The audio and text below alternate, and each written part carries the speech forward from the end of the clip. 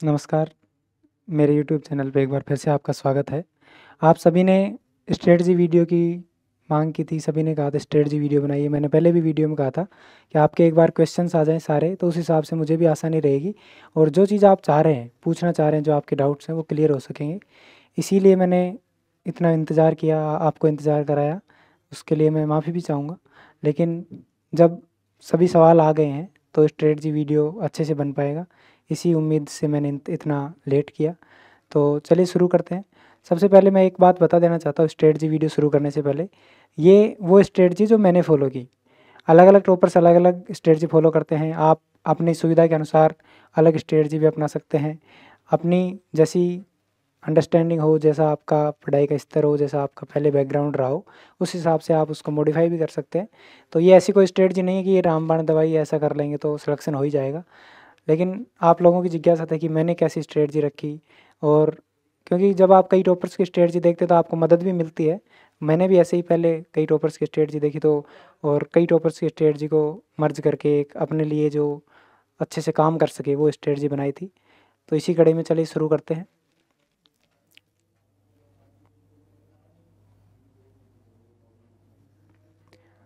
सबसे पहले मैं मेरे बारे में थोड़ी चीज़ें बता देता हूँ। मैंने 2019 में एमएससी फिज़िक्स किया था।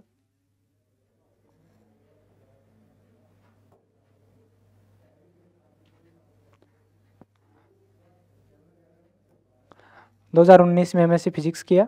उसके बाद एमएससी के साथ ही मैंने नेट, जेआरएफ और गेट की परीक्षा भी पास कर ली थी और इसीलिए फिर मैंने असिस्टेंट प्रोफेसर के भी एग्ज़ाम दिए। 2021 वाला भी दिया, 2023 वाला भी दिया। दोनों में ही मैंने इंटरव्यू तक गया और लेकिन फाइनल चयन नहीं हो पाया। इसी प्रकार 2018 की जो एसीएफ की भर्ती थी, उसके लिए भी मैं इंटरव्यू तक चरण तक गया था और वेटिंग में रहा था इनमें। इसके बाद मैंने कोरोना के टाइम में एक डिप्लोमा कर लिया था अनुवाद में। उसी डिप्लोमा के आधार पे एक एसएससी जो भर्ती कराती है जूनियर हिंदी ट्रांसलेटर की, उस भर्ती में मेरे ऑल इंडिया रैंक 6ठी आई और मुझे जयपुर में पोस्टिंग मिली और उसी की बदौलत फिर मैं तैयारी भी कर पाया, आरएएस की तैयारी को कंटिन्यूटी रख पाया और वर्तमान में मैं junior Hindi translator AG office Jaipur में कार्यरत हूँ और वर्तमान में आपको पता ही है जैसा कि 19वीं रैंक मेरी आई है 2023 की आरएएस परीक्षा में। ये जो स्ट्रेटजी मैं बता रहा हूँ वो पूरी तरह मेंस को ध्यान में रख के बता रहा हूँ क्योंकि फाइनल सिलेक्शन वैसे भी मेंस के बेस पे होना है। हालांकि प्रीलिम्स की स्ट्रेटजी भी मैं अलग से एक छोटा वीडियो बना के बता दूंगा, लेकिन फाइनली सिलेक्शन करवाएगी मेंस ही, इसलिए मेंस पे विशेष ध्यान देते हुए मैंने मेंस को ध्यान में रखते हुए पूरी स्ट्रेटजी वीडियो बनाया है। तो इसमें पहला चरण है सिलेबस। सबसे पहले तैयारी करने से पहले हमारे दिमाग में सिलेबस आना चाहिए कि क्या सिलेबस है, कहाँ से क्या पढ़ना है। उसी को ध्यान में रखते हुए मैंने सबसे पहला पॉइंट रखा है सिलेबस। आरपीएससी की वेबसाइट पे पूरा सिलेबस अवेलेबल है। वहाँ से आप जो भी सिलेबस के पार्ट्स हैं उनके लिए ये देख लें कि कौन से सोर्स आपको फॉलो करने हैं। आप एक बार डिसाइड कर लें ये सोर्स फॉलो करने हैं, उसके बाद अपने नोट्स बना लें। उसी के बाद आप जो आपको एडिशन करने हैं, आपके और नोट्स देखने हैं, उनसे आपको देख के एनरिचमेंट करना है, सप्लीमेंट करना है, वो उसके बाद करें। तो सिलेबस सबसे इम्पोर्टेंट पार्ट है, या आपकी तैयारी की दिशा निर्धारित करेगा। यदि आप बिना सिलेबस को अच्छे से याद किए या समझे आप तैयारी करेंगे तो आप कई बार होगा कि वो चीज़ें पढ़ते रह जाएंगे जो चीज़ें हो सकता है सिलेबस में हों या नहीं हो, पता नहीं लगेगा आपको जब तक इसको अच्छे से नहीं करेंगे। दूसरा एक मैं इम्पोर्टेंट पार्ट ऐड करना चाहूँगा, न्यूज़पेपर। कई लोगों ने सवाल भी पूछा है कि कई बार बाउंसर क्वेश्चन आ जाते हैं मेंस में, ऐसे ही ऊट-पटांग क्वेश्चन जिनको कह सकते हैं। तो उन क्वेश्चंस के लिए क्या करें? तो न्यूज़पेपर पढ़ना कहीं न कहीं एक पेपर 4 में आपकी मदद करता है। पेपर 4 के अलावा पेपर 1, 2, 3 में भी जो 10 मार्क के क्वेश्चन आते हैं, उनमें आपकी लेखन शैली को सुधारने में भी इससे बहुत मदद मिलती है। मैंने दैनिक भास्कर और द इंडियन एक्सप्रेस, ये दोनों अखबार लगभग पिछले 3-4 साल से मैं रेगुलर पढ़ ही रहा हूँ। तो आप आपके हिसाब से जो भी आप हिंदू या फिर पत्रिका जो भी आपको ठीक लगे, आप वो पढ़ सकते हैं। इससे एक फ़ायदा ये होता है, इससे फ़ायदा ये होगा कि आपकी एक तो भाषा सुधरेगी, लेखन शैली सुधरेगी और साथ में जो वर्तनी की मिस्टेक्स हैं, हम नॉर्मली वर्तनी की मिस्टेक लिखने में हिंदी में भी अंग्रेजी में भी करते रहते हैं, लेकिन जो प्रोफेसर है चेक करता है कॉपी को, उसके आँखों में बहुत चुभती है। तो जब आप अखबार देखेंगे और उसके हिसाब से आप आदत में डालेंगे, तो आपको ये दिक्कत नहीं आएगी।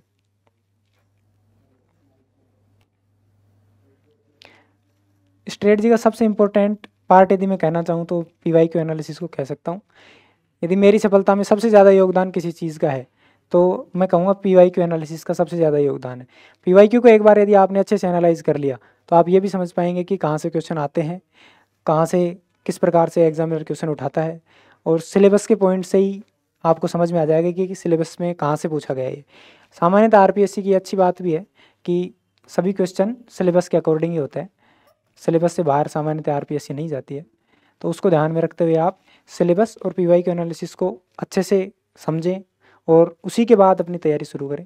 जो भी सब्जेक्ट आप पढ़ रहे हो उस सब्जेक्ट के लिए PYQ जो है वो देख लें, उससे आपको बहुत हद तक समझ में आ जाएगा कि आपको क्या करना है उस सब्जेक्ट के लिए, उस क्वेश्चन के लिए। और PYQ एनालिसिस के साथ साथ मैं कहूँगा जो पुराने टॉपर्स की कॉपीज़ हैं, टॉपर्स की कॉपीज से भी आपको मदद मिलेगी। इससे ये होता है कि आपको PYQ का तो पता लग ही जाएगा, लेकिन उन क्वेश्चंस में क्या लिखने पे एग्जामिनर मार्क्स दे रहा है, अधिकतम मार्क्स क्या लिखने पे देता है। जैसे अभी RPSC का ट्रेंड ये चल रहा है कि आपने यदि जो क्वेश्चन है उसका एग्जैक्ट आंसर लिखा है, जो कि मान लीजिए इकोनॉमिक सर्वे से कोई क्वेश्चन उठाया, इकोनॉमिक सर्वे से क्वेश्चन उठाया और इकोनॉमिक सर्वे में जो फैक्ट्स जो पॉइंट्स दिए हुए हैं यदि वो आपने सारे लिख दिए तो उसमें सामान्यतः यदि 5 नंबर का क्वेश्चन है तो 4+ नंबर आपको मिल ही जाते हैं, यदि सभी पॉइंट्स जहाँ से इकोनॉमिक सर्वे से क्वेश्चन आया है वो सारे आपने लिख दिए तो इस चीज़ का विशेष ध्यान रखें कि टॉपर्स कॉपीज़ को देखें, उससे आपको मार्किंग स्कीम का पता लगेगा। और अभी तो पिछले 2 अटैम्प्ट से तो आप देख ही रहे हैं कि मार्किंग टफ होती जा रही है, तो उसके लिए इन कॉपीज़ को देखना जरूरी है। हालांकि दोनों ही अटैम्प्ट्स की अभी तक कॉपीज़ नहीं आई हैं, तो जब कॉपीज़ आ जाएंगी तो आप उनको ज़रूर देखें।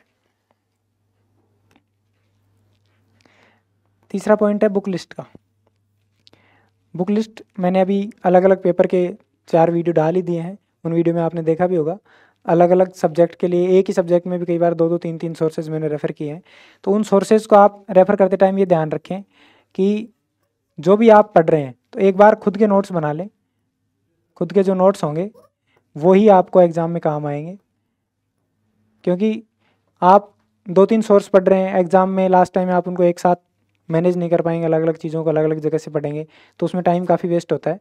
तो इसलिए ये ध्यान रखें कि जो भी आप अलग अलग नोट्स पढ़ रहे हैं उन नोट्स से आप खुद के नोट्स ज़रूर बना लें, जो भी अलग अलग सोर्सेज रेफ़र कर रहे हैं।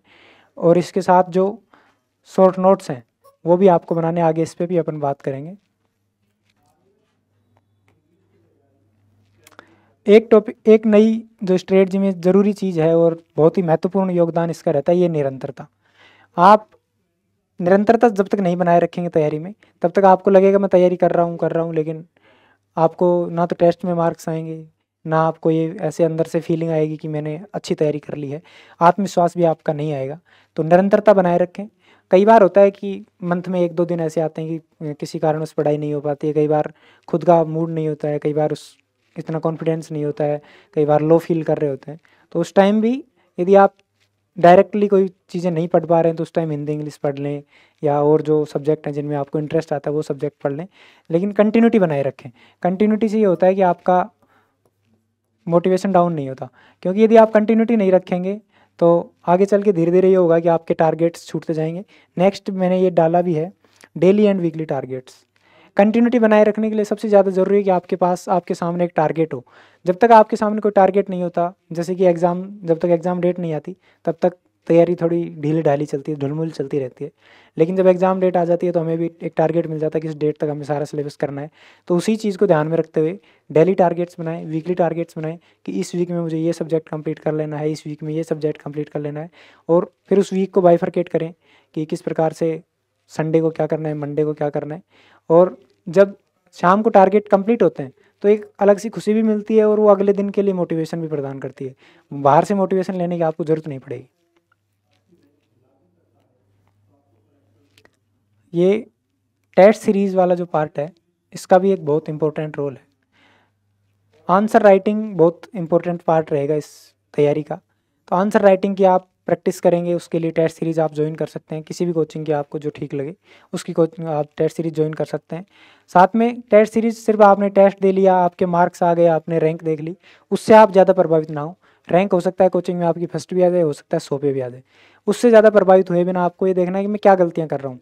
जो मॉडल आंसर मिल रहा है उस मॉडल आंसर में और मेरे आंसर में क्या डिफरेंस है, कहाँ मैं गलतियाँ कर रहा हूँ, इसमें क्या और सुधार किया जा सकता है, और उन चीज़ों को नोट करें। मैंने भी शुरू में यही किया था कि एक बार चलो एनालिसिस कर लिया, लेकिन उसके बाद उनमें ये सोच लिया कि चलो ये मेरी गलती है, उनको नोट नहीं किया। तो जब तक नोट नहीं करते उनको अलग से, तो ये होता है कि अगले पेपर में फिर से वही, अगले टेस्ट में फिर से वही गलती हो जाती है। तो मैंने उनको बाकायदा नोट किया और अगला टेस्ट देने जाने से पहले उसको एक बार फिर से देखा कि ये गलतियाँ मेरे से पिछले टेस्ट में हुई थी, ये इस बार नहीं करनी है। तो इस चीज़ का विशेष ध्यान रखें, जो विश्लेषण वाला पार्ट है। इसके बिना टेस्ट सीरीज़ देने का ना तो कोई औचित्य है। आप सिर्फ टेस्ट देते रहेंगे, खुश होते रहेंगे, मेरी ये रैंक आ रही है, मेरी वो रैंक आ रही है, लेकिन जब तक विश्लेषण नहीं करेंगे उसका वास्तविक जो फ़ायदा है टेस्ट सीरीज़ का वो नहीं मिल पाएगा।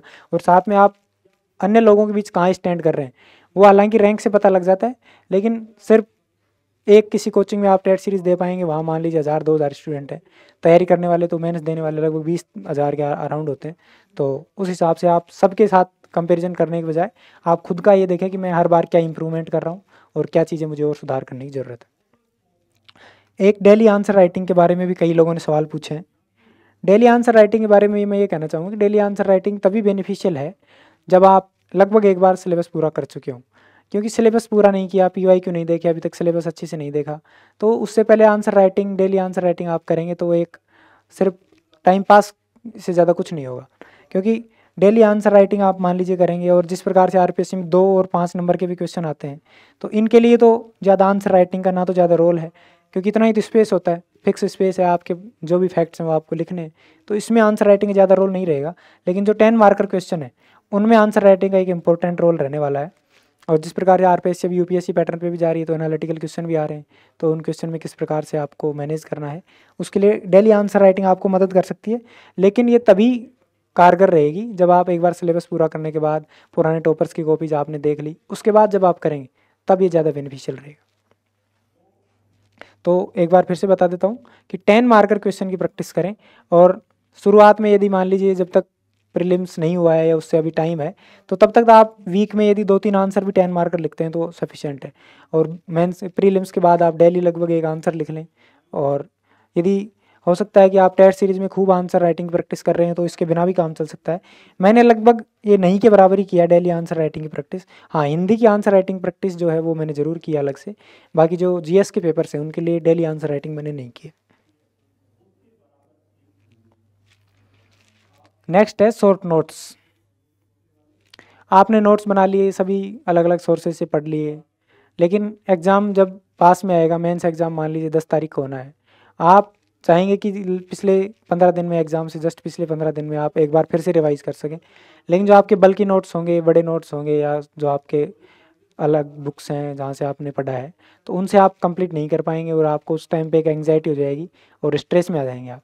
तो उसके लिए ज़रूरी है कि एग्ज़ाम से लगभग 1 महीने पहले तक आपके शॉर्ट नोट्स तैयार हो जाएँ, ताकि एग्ज़ाम के जब 1 महीना बचे तो आप बार बार उन्हीं शॉर्ट नोट्स को रिवाइज़ करें, और शॉर्ट नोट्स ही आपको एग्ज़ाम में याद रहेंगे। क्योंकि जो डिटेल्ड नोट्स हैं उनसे ये होगा कि आप 2 सब्जेक्ट देख के जाएंगे एग्ज़ाम में, 3 सब्जेक्ट छूट जाएंगे, तो दिमाग में ये रहेगा कि मेरे 3 सब्जेक्ट छूट गए। तो जो सब्जेक्ट हम पढ़ के गए हैं उनमें भी आप अच्छा नहीं कर पाएंगे। तो शॉर्ट नोट्स अवश्य बनाएं, शॉर्ट नोट्स का बहुत इंपॉर्टेंट रोल रहेगा, तो शॉर्ट नोट्स को इग्नोर ना करें। एक जो इम्पोर्टेंट पार्ट, अभी जो मार्क्स भी रिलीज़ हुए हैं तो उनमें भी आपने देखा होगा कि जो भी टॉपर्स हैं पेपर 4 में उनके 90+ ही हैं लगभग। तो पेपर 4 का रोल यहीं से समझ में आ जाता है कि जब कट ऑफ 208 जा रही हो, कट ऑफ जब 262 जा रही हो, और उसमें एक पेपर आपको 90+ नंबर दिला सकता है, तो उस पेपर को आप इग्नोर करके नहीं चल सकते, क्योंकि यही फिर गेम चेंजर साबित हो जाएगा। इस पेपर को आप गेम चेंजर पेपर समझें और उसी हिसाब से इसकी प्रैक्टिस करें। तो इसके लिए मैं कहूँगा कि डेली प्रैक्टिस बहुत ज़रूरी है। डेली भले ही 1 घंटा या 2 घंटा आप जितना भी निकाल पाएँ वो निकालें। और जो वोकेबलरी वाला पार्ट है, जो व्याकरण वाला पार्ट है हिंदी में, इंग्लिश में, जिसमें पर्यायवाची शब्द, विलोम शब्द, प्रत्यय, संधि, ये पार्ट बार बार जब आप पढ़ेंगे तभी आपको अच्छे से याद हो पाएगा, और तभी आप उसको एग्ज़ाम में डिलीवर भी कर पाएंगे। हो सकता है आपको याद तो हो, आप 2 मिनट सोचने में लगाएं तब याद आए, लेकिन एग्ज़ाम में इतना टाइम होता नहीं है। तो इसके लिए डेली प्रैक्टिस जो करेंगे ना आप आजकल अलग अलग कोचिंग्स भी कई डेली प्रैक्टिस के लिए डालते हैं। टेस्ट सीरीज़ में भी लगभग हर टेस्ट में एक अलग से हिंदी का पार्ट रखते ही हैं। तो आपने ये भी देखा, इस इतनी सी कट ऑफ में जब एक पेपर ये दिला रहा है, तो बाकी 3 पेपर में आप यदि 60-60 नंबर भी लाते हैं तो आप अच्छे से टॉपर बन सकते हैं। तो इस चीज़ का विशेष ध्यान रखें कि पेपर 4 की डेली प्रैक्टिस को इग्नोर ना करें। हो सकता है आप 2 दिन करें, फिर मन करता है कि चलो आज छोड़ देते हैं, कल पढ़ लेंगे, लेकिन इस पेपर को कैसे भी करके, भले ही आप इसको सुबह रखें तो शाम को रखें, ये जब तक नहीं होगा तब तक नहीं सोएंगे। इस टाइप का आप यदि आप डिटर्मिनेशन रखें, ताकि पेपर 4 आपके लिए सफलता में सहायक हो सके। पेपर 4 के लिए अलग से क्या करें, कई लोगों का ये भी सवाल था कि पेपर 4 के लिए सर अलग से क्या किया जाए। तो अलग से तो एक तो ये डेली प्रैक्टिस हो ही गई, क्योंकि आप बाकी पेपर में हो सकता है डेली प्रैक्टिस ना करें, लेकिन पेपर 4 के लिए आप डेली प्रैक्टिस जरूर करें। इसके अलावा आप जो न्यूज़पेपर पढ़ रहे हैं, न्यूज़पेपर से भी आपकी लैंग्वेज सुधर रही है, उससे आपको फ़ायदा मिलेगा। इसके अलावा मैं कहूँगा कि यदि आपका इस चीज़ में इंटरेस्ट है और आपके पास टाइम है, मेंस एग्ज़ाम पास में आ रहा है, तब तो ना मैं कर पाया था ना आप कर पाएंगे, कोई हो सकता है कर पाए। मेरी तो यही राय है कि उस टाइम आप नहीं कर पाएंगे, लेकिन अभी मान लीजिए एडवर्टाइजमेंट नहीं आया है, आपके पास टाइम है, तो कोई नॉवेल हो गए हिंदी के या इंग्लिश के, तो उससे आपकी भाषा शैली सुधरती है, आपके पास अच्छे अच्छे शब्द आपको मिलते हैं, और जब आप उनको पल्लवन में या निबंध में, पैराग्राफ राइटिंग में जब यूज़ करते हैं, तो उसका एक अलग ही इम्पैक्ट आता है। तो मैं भी इसके लिए, जैसे मैंने खूब सारे नॉवेल्स पढ़े हुए हैं, तो उनका शायद मुझे फ़ायदा मिला होगा। मैं ये गारंटी तो नहीं दे सकता कि आप भी ये कर ही पाएँ या आप करें ही ऐसा, लेकिन यदि आपके पास टाइम है तो ज़रूर उससे आपका एक मनोरंजन भी होगा। आप जो जीएस पढ़ते पढ़ते बोर हो जाते हैं, उससे भी आपको थोड़ा रिलीफ मिलेगा। तो ये ज़रूर करें यदि आपके पास टाइम है तो। कोई नॉवेल्स हो गए, कोई हॉबी के लिए आपकी जो भी अलग अलग बुक्स हो गई वो पढ़ें। एक इम्पोर्टेंट पार्ट इस तैयारी के दौरान रहता है आत्मविश्वास। लगभग 2 साल तो कम से कम लग ही जाते हैं। जैसे 2023 में, जून 2023 में ये एडवर्टाइजमेंट आया, और अभी अक्टूबर 2025 में ये फाइनल रिजल्ट आया। तो आप देख सकते हैं लगभग 2 साल और 4 महीने इसमें लगे, इस पूरे प्रोसेस में। तो इस दौरान मोटिवेशन बनाए रखना बहुत ज़रूरी है।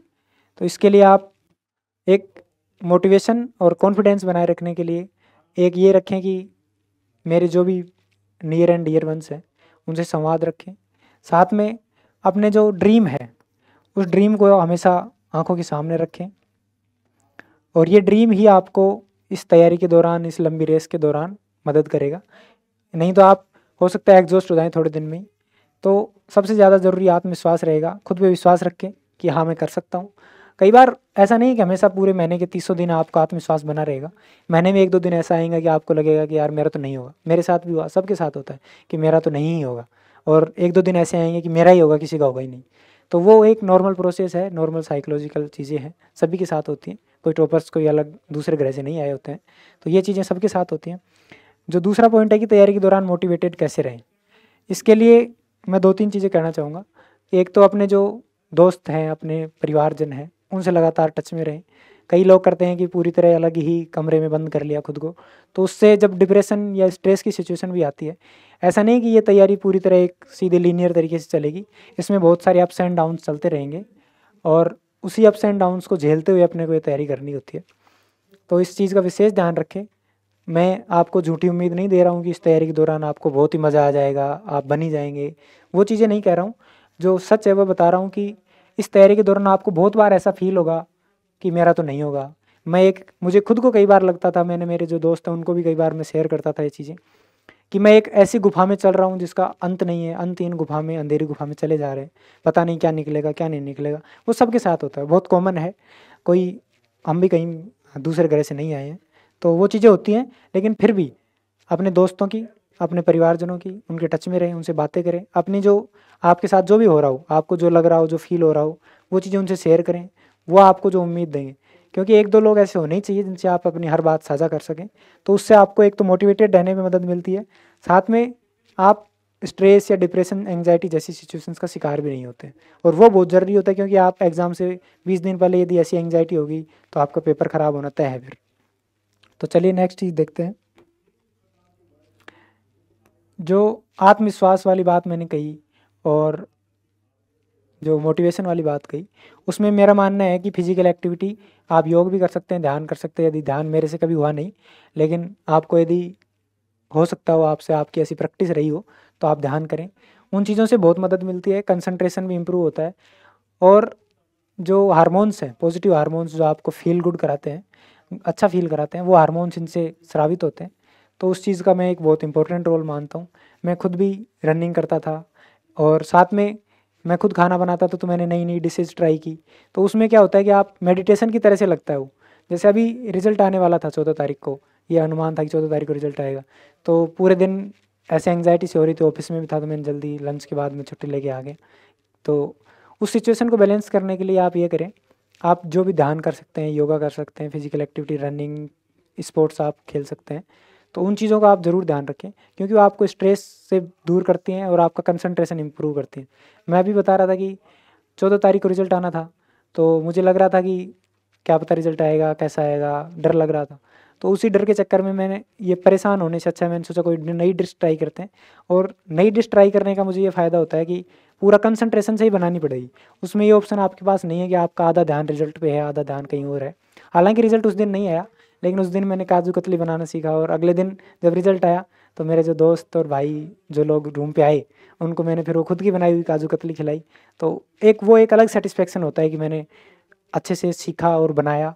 तो एक तो पूरा ध्यान उसमें लगा रहता है, तो उस दौरान जो भी घंटे 2 घंटे आपको लगेंगे, तो वो एक माइंड की एक्सरसाइज भी हो जाती है और माइंड रिलैक्स भी हो जाता है, उससे कंसंट्रेशन भी इम्प्रूव होता है। एक मनोरंजन का आप सीधी सी बात है कि हवा हवाई बात करने का कोई मतलब नहीं है कि सभी लोग हम महामानव तो है नहीं कि एग्ज़ाम है कल और उस टाइम हम मनोरंजन करने चले जाएंगे, वो तो हम करेंगे भी नहीं। लेकिन जब एग्ज़ाम दूर है, प्रीलिम्स के अभी 2 महीने बचे हुए हैं, तो उस टाइम पूरा का पूरा पढ़ाई पे फोकस हो जाएंगे। तो हो सकता है आपको बोरियत महसूस हो, और मुझे तो हुई थी। मैं मेरा बता दूं, यदि तो मैंने मनोरंजन के लिए जैसे मेरे मूवीज़ का खूब शौक रहा है, तो मूवीज़ देख सकते हैं। तो ऐसी चीज़ें जो आपको मनोरंजन प्रदान करें, आप क्रिकेट मैच देख सकते हैं।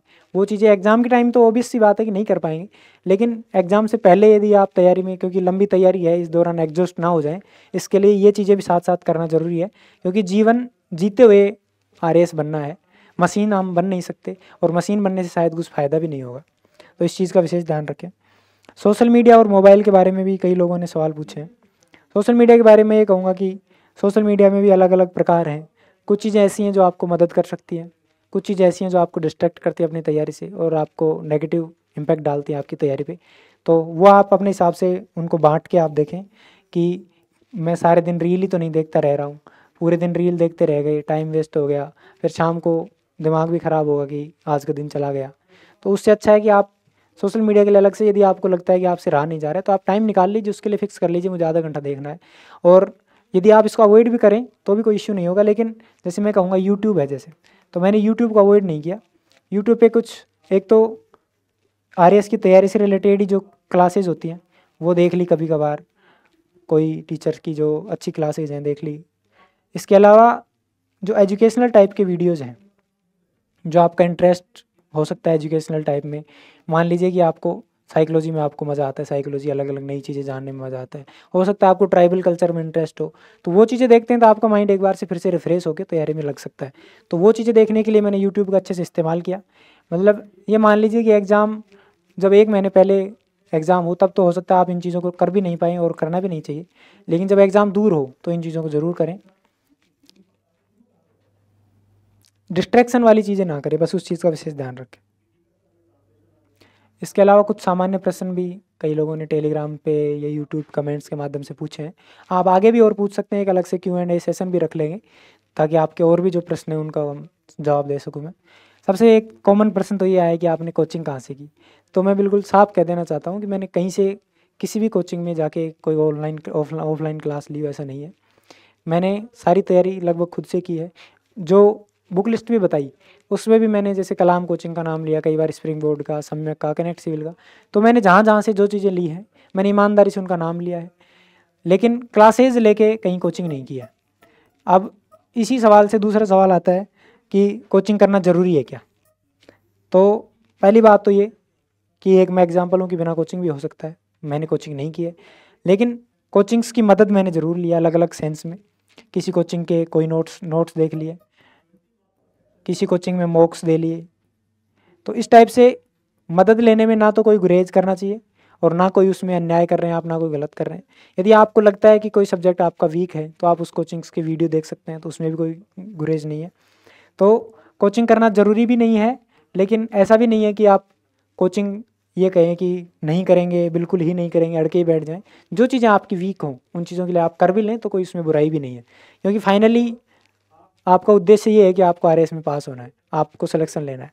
उसके लिए मान लीजिए आपका पब्लिक एडमिनिस्ट्रेशन वीक है और आप ये ठान के बैठ के मुझे तो कोचिंग करनी ही नहीं, तो फिर बहुत दिक्कत आएगी। वो सब्जेक्ट इतना बड़ा है और उसमें आप मार्क्स ला ही नहीं पाए, एक सब्जेक्ट आपका पूरा ही छूट गया, तो आप सिलेक्शन की रेस से पूरी तरह बाहर हो जाएंगे, क्योंकि इतनी कम कट ऑफ जा रही है और ये सब्जेक्ट मार्क्स भी इसमें ठीक आते हैं।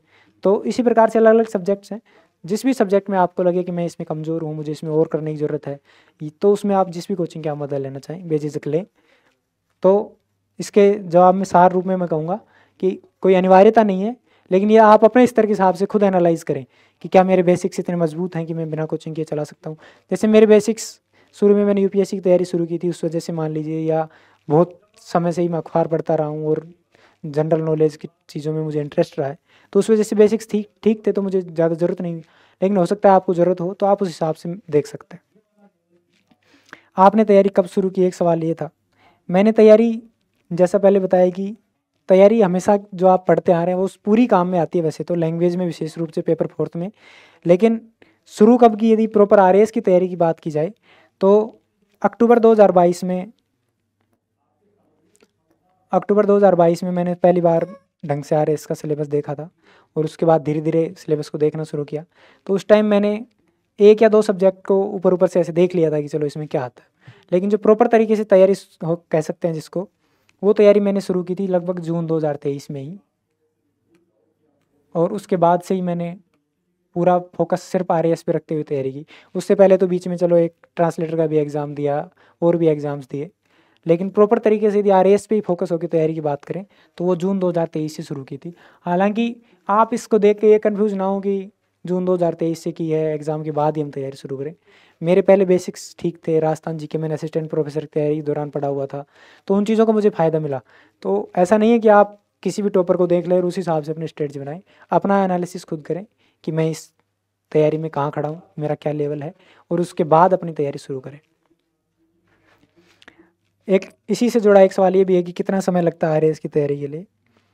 आरएएस की तैयारी यदि मेंस के सिलेबस को ध्यान में रख के यदि मैं बताऊं, और साथ में ये कंडीशन भी रखूं कि आप पूरी तरह पढ़ाई ही कर रहे हैं, आप जॉब नहीं कर रहे हैं या कोई और कोई काम आप नहीं कर रहे हैं, साथ में बीएससी वगैरह आप जो ग्रेजुएशन वगैरह नहीं कर रहे हैं, तो उस हिसाब से देखें तो मेंस का सिलेबस ही इतना बड़ा है कि लगभग आपकी यदि अच्छी पकड़ है पढ़ाई में, आपकी स्पीड अच्छी है, तो कम से कम 6 से 9 महीने तो जो मेंस के सिलेबस हैं उसको अच्छे से कवर करके समझ के नोट्स बनाने में कम से कम 6 से 9 महीने तो लगते हैं। मैंने जून 2023 में शुरू किया, लगभग कुछ सब्जेक्ट्स के शॉर्ट नोट्स बना लिए थे, कुछ के इस रह भी गए थे हालांकि, लेकिन एग्ज़ाम हुआ जुलाई 2023 में, तो तब तक पर्याप्त समय मुझे मिला। लेकिन आप ये आश्वस्त नहीं हो सकते कि इस बार भी एडवर्टाइजमेंट आएगा तो इतना ही टाइम मिलेगा। तो तैयारी मेंस की पहले से करें, क्योंकि खूब टाइम लगता है। यदि आप नए कैंडिडेट हैं इस फील्ड में तो आपको 6 से 9 महीने आपको लग ही जाएंगे लगभग अच्छे से कवर करने में और आपको हर सब्जेक्ट की अच्छे से समझ बनाने में। एक ये जो बहुत क्लीशे सा प्रश्न है कि कितने घंटे पढ़ाई की, तो पढ़ाई के घंटे नहीं गिनने हैं। जैसे मैंने पहले बताया, डेली टारगेट्स, वीकली टारगेट्स वो अचीव होना चाहिए। जो जब वो अचीव हो जाए तो आप, और टारगेट्स ऐसे भी ना बनाएं कि अचीव ही ना हो पाएँ, और ऐसे भी ना बनाएं कि 2 घंटे में पढ़ा और हो गया। तो बहुत अच्छे से सिलेबस को एनालाइज करके उसको, मान लीजिए आपको 4 महीने में कोई 3 सब्जेक्ट या 5 सब्जेक्ट कंप्लीट करने हैं, उन सब्जेक्ट्स को उसी हिसाब से डिवाइड करें जैसे जितना आप टाइम दे सकते हैं, और फिर उन टारगेट्स को अचीव करने के लिए आप काम करें। डेली कितने घंटे की बात करें, तो जब एग्ज़ाम पास में होता है तो ऑब्वियस सी बात है 5 से 6 घंटे सोते हैं सभी, लगभग सभी में कॉमन होता है, इसमें कोई अलग नहीं होता। हो सकता है कोई एक आध अपवाद हो, उसकी बात नहीं कर रहे हैं। एग्ज़ाम के टाइम 5 से 6 घंटे सोते हैं सभी लास्ट के 1 महीने में। उसके अलावा 3 से 4 घंटे मान लीजिए खाना खाना, नहाना धोना, जो भी काम है डेली रूटीन के उनमें लगता होगा। बाकी के जो भी 14 घंटे बच रहे हैं वो सभी पढ़ते ही हैं, चाहे कोई भी टॉपर हो, चाहे उसकी रैंक कोई भी हो, ये लगभग सभी के लिए कॉमन ही होता है। तो इस सवाल का वैसे भी कोई औचित्य नहीं रह जाता है, क्योंकि सभी के लिए ये चीज़ें कॉमन रहने वाली हैं कि 3 से 4 घंटे सबको डेली रूटीन्स में लगते हैं। थोड़ा बहुत एक्सरसाइज वगैरह करते हैं, घर वालों के साथ बैठते हैं, और 14 घंटे लगभग सब पढ़ ही लेते हैं उस टाइम। लेकिन एग्ज़ाम से 1 साल पहले से आप तैयारी शुरू करेंगे, 14 घंटे आप रोज़ यदि आपने ठान लिया पढ़ेंगे, तो 1 वीक में ही आप एग्जॉस्ट हो जाएंगे और आप तैयारी छोड़ देंगे, किताबें फेंक देंगे। तो इस चीज़ का विशेष ध्यान रखें। रेगुलर यदि आप 6 से 7 घंटे निकाल पा रहे हैं और आपकी अच्छी स्पीड है, पढ़ाई में आपकी अच्छी पकड़ है, तो पर्याप्त हो सकते हैं। एग्ज़ाम जैसे जैसे पास आएगा आप इन चीज़ों को बढ़ाते रहेंगे और यहाँ तक ले आएंगे। अब ये टेलीग्राम पे मैंने जो क्वेश्चन आए थे उनका एक समरी तैयार की है, जो मैं इम्पोर्टेंट क्वेश्चंस हैं जो मुझे लगा कि एक बार आंसर कर देते हैं। उत्तर लेखन के लिए कितने दिनों का अभ्यास आवश्यक है, किसी ने पूछा था। तो उत्तर लेखन के लिए मैंने प्रीलिम्स के बाद ही मेंस आंसर राइटिंग शुरू की थी। तो आप समझ लीजिए अक्टूबर से लेके जुलाई तक किया मैंने लगभग। तो और कितने दिनों का आवश्यक है, इसमें अलग अलग पर्सन टू पर्सन वेरी करेगा। तो आप उस हिसाब से देख लें कि आपकी आंसर राइटिंग यदि पहले ही बहुत अच्छी है तो हो सकता है आपको 3 महीने में भी आप अच्छा आंसर लिख पाएँ। यदि आपकी आंसर राइटिंग अच्छी नहीं है तो उसका उसका पता कैसे लगेगा अच्छी है नहीं है? आप टॉपर्स कॉपी देखिए और अपना आंसर उन्हीं क्वेश्चन का लिख के देखिए कि उनके आंसर की तुलना में मेरा आंसर कहाँ स्टैंड करता है, और इस हिसाब से आप अपना खुद का एनालिसिस खुद कर सकते हैं। कौन सी मेंस टेस्ट सीरीज ज्वाइन करनी चाहिए? अब इसमें ना तो मेरी कोचिंग से किसी से डील हो रखी है, जो भी कोचिंग आप लगे आपको उससे आप ज्वाइन कर सकते हैं। एक ध्यान रखें कि टाइम से आपको कॉपी चेक होके मिल जाए और अच्छे से कॉपी चेक हो। जो भी आपको सुझाव लगता है कि इसमें मिलने चाहिए वो सुझाव आपको मिलते रहें, वो टेस्ट सीरीज आप ज्वाइन कर सकते हैं। नौकरी हो या आप गृहिणी हो उसके साथ तैयारी कैसे संभालें? तो पहले तो मैं ये कह देना चाहता हूँ कि बहुत मुश्किल होता है, इतना आसान नहीं होता है जैसा कई लोग कह देते हैं कि बहुत आसानी से मैनेज हो जाता है। यदि आपका ऑफिस के आपके लोग इतने कोऑपरेटिव हैं तब तो हो सकता है आसान हो, लेकिन हर बार हर सिचुएशन में ऐसा नहीं होता है। कई बार ऑफिस में दिक्कतें भी आती हैं। तो उसके लिए आप ये चीज़ें कि सामान्यतः यदि आप मैं ऑफिस जॉब मान के, क्योंकि मैंने ऑफिस जॉब के साथ ही तैयारी की, यदि आप ऑफिस जॉब में डेस्क जॉब टाइप की जॉब यदि जो 9 से 5 की जॉब है तो इसमें आपको ये करना चाहिए कि 9 से 5 का जो टाइम है उसमें कोशिश करें कि ऑफिस में काम को जल्दी पूरा करें। अपने साथियों की मदद लें, वहाँ पे जो कलीग्स हैं उनको कहें कि मैं तैयारी कर रहा हूँ और उनसे ये रिक्वेस्ट करें कि थोड़े दिन मेरा कोऑपरेट कीजिए। और साथ में इसमें यदि आप 1-2 घंटे निकालते हैं और 5 बजे के बाद मान लीजिए आप रात को 10 बजे भी आपका सोने का टाइम होता है, तो यहाँ पे मान लीजिए 3 से 4 घंटे भी आप निकाल पाते हैं।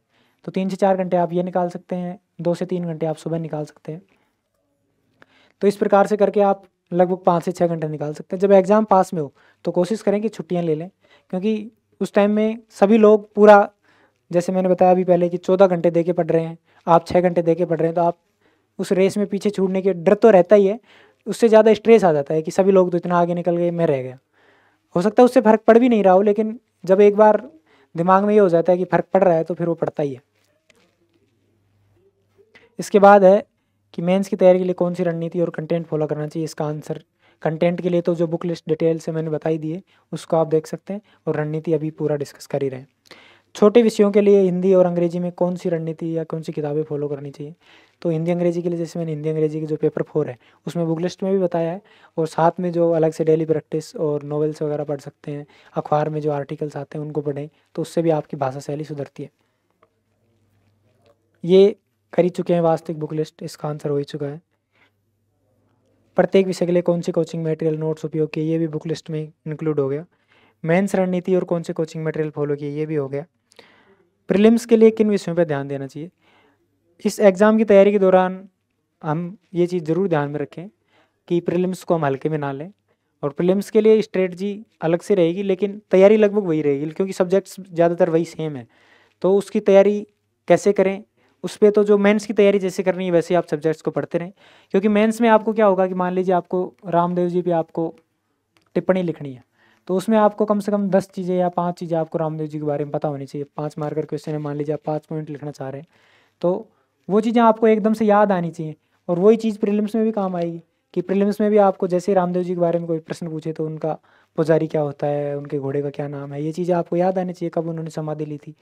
तो वो चीज़ें एक साथ याद आएंगी तो वो मेंस हो जाएगा, और अलग अलग ऑब्जेक्टिव क्वेश्चन आएंगे तो वो प्रीलिम्स हो जाएगा।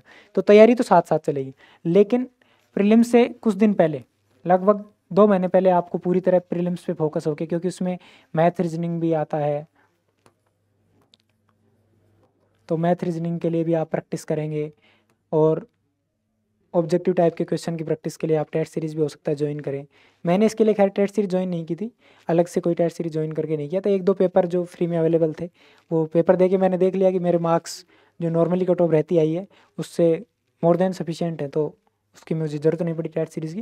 लेकिन यदि आपको लगता है कि आपको टेस्ट सीरीज ज़रूरत है तो वो ज़रूर लें आप, क्योंकि प्रैक्टिस से आप बार बार जितने क्वेश्चन सोल्व करेंगे आपको आसानी रहेगी आपको प्री एग्जाम पास करने में। क्योंकि जब तक आप ये पास नहीं करेंगे तो वो जो सारी चीज़ें मेंस की रणनीति और सारे पेपर 4 बुक लिस्ट सब धरा का धरा रह जाएगा। तो प्रीलिम्स क्वालिफाई करना बहुत ज़रूरी है।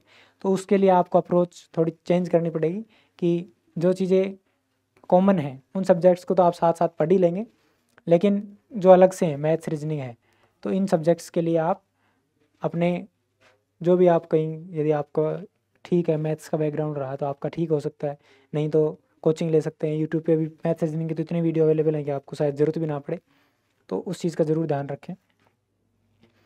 अंग्रेजी में स्कोर कमज़ोर होने पे सुधार कैसे करें? अब अंग्रेजी में स्कोर कम होने पे 2-3 कारण हो सकते हैं। पहले तो उस कारण को समझें कि या तो आपकी इंग्लिश लैंग्वेज शुरू से कमज़ोर रही है, आप ग्रामेटिकल मिस्टेक बहुत कर रहे हैं, या हो सकता है आप सेंटेंस फॉर्मेशन ऐसा कर रहे हैं कि एग्जामिनर को उसको समझने में दिक्कत हो रही है। तो उस चीज़ को ध्यान में रखते हुए उसी हिसाब से अपने सुधार करें। और इंग्लिश को बेटर करने के लिए जैसे अखबार पढ़ना मैंने बताया, मैंने लगभग पिछले 4-5 साल से ही या ज़्यादा ही हो गया होगा, मैं इंडियन एक्सप्रेस लगभग रोज़ ही पढ़ रहा हूँ, तो उससे मुझे फ़ायदा मिला है। तो उस चीज़ का ज़रूर ध्यान रखें, क्योंकि आप जब अखबार पढ़ेंगे तो कुछ चीज़ें ऐसी होंगी आप जाने अनजाने में करंट अफेयर में वो काम आएंगी, और पेपर्स में भी काम आएंगी। जो बाउंसर क्वेश्चन होते हैं उनमें कई बार एक टर्म सुनी होती है, और उस टर्म का यदि हल्का हल्का भी दिमाग में कोई माइंड मैप रहता है, कोई ट्रेस रह जाता है, तो वो चीज़ छोटे क्वेश्चन 2 नंबर के जो फैक्चुअल क्वेश्चन आते हैं उनमें कई बार काम आ जाती है। तो ये सारे क्वेश्चंस थे आपके। इसके बाद शायद एक ये था कि आंसर राइटिंग की प्रैक्टिस कब से शुरू करें, कैसे करें? तो मैंने पहले ही बताया कि आप अपने आंसर लिख के देखें, टॉपर्स से आंसर से कंपेयर करें। यदि आपके आंसर पर्याप्त अच्छे हैं तो आप प्रीलिम्स के बाद भी शुरू कर सकते हैं, लेकिन यदि आपको लगता है कि बहुत सुधार की गुंजाइश है, बहुत सुधार किया जा सकता है, तो आप समय जितना जल्दी करेंगे उतना अच्छा होगा। आपने तैयारी शुरू कब की, ये मैं पहले ही आंसर कर चुका हूँ। प्रॉपर तरीके से RAS के लिए तो मैं जून 2023 में ही लगा था। तो इस वीडियो को लास्ट तक देखने के लिए आप सबका बहुत बहुत धन्यवाद। आप सभी ने इतने धैर्य से सुना उसके लिए भी आपका धन्यवाद। इस चैनल को आप अपने दोस्तों के साथ शेयर कर सकते हैं, सब्सक्राइब कर सकते हैं, और यदि वीडियो आपको पसंद आया है, स्ट्रेटजी आपको पसंद आई हो तो आप लाइक कर सकते हैं। ये स्ट्रेटजी कोई ऐसी नहीं है कि रामबाण दवाई है, ये करते ही सिलेक्शन पक्का है। आपको अपने हिसाब से उसमें कुछ चेंजेस करने पड़ेंगे और अपनी स्ट्रेटजी उसी हिसाब से डिवाइस करनी पड़ेगी। एक बार फिर से बहुत बहुत धन्यवाद। Thank you.